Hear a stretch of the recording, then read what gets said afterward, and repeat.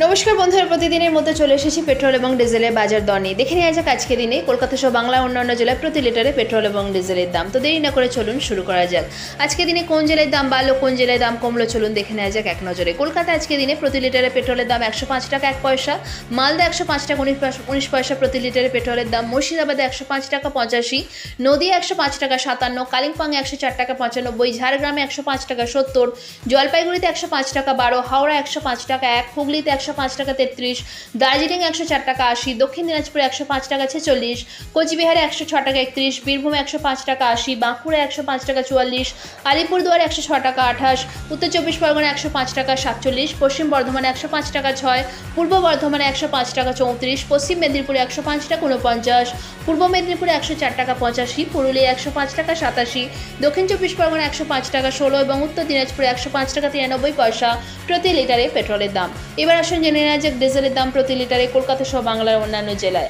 আলিপুরদুয়ারে 93 টাকা প্রতি লিটারে ডিজেলের দাম, বাঁকুড়ায় 92 টাকা 22, বীরভূমে 92 টাকা 55, কোচবিহারে 93 টাকা 13,